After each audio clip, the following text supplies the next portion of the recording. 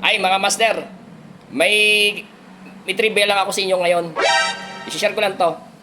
Kasi master, dun sa amin, sa probinsya, mayroong hearing. Ngayon, ginawang witness ang isang matandang babae, lola. Ginawa sa witness dun sa kaso. Sabi ng abogado na tagapagtanggol, Lola, nakilala mo po ba ako? Sabi ng matanda, ay oo, siyempre naman. Ikaw yung anak ni Nardo at saka ni Eva ng mga mangingisda. Ngayon, abogado ka na. Ikaw yung bata dati, na maliit pa, na naglalaro, walang short. Tapos ang lumaki, ng binata na, naging basagulero, magnanakaw,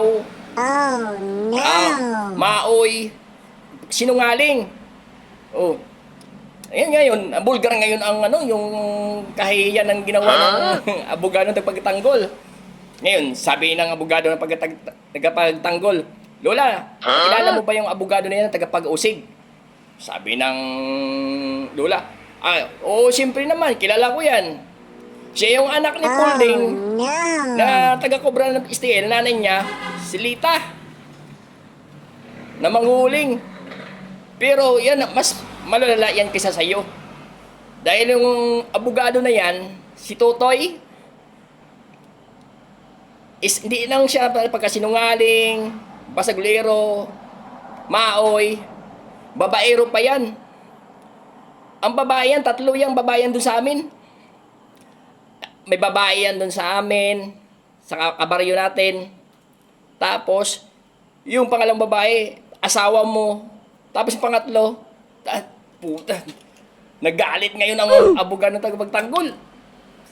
Isuntukan sila sa harap ng mga maraming tao. Na bulgar ang kakahiyan na ginawa ng dalawang abogado na yon. Isuntukan. Ngayon, hinampas ng judge yung lamesa ng martilyo. Oh. Tigil kayo. Nangihinginig yung judge.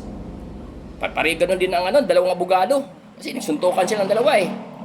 Sabi ng judge sa dalawang abogado, kayong dalawa, huwag nyo na tanongin pa si Lola kung kilala ako Ngayon guys, alam nyo na. Kasi, kilala din sa mga tanda eh.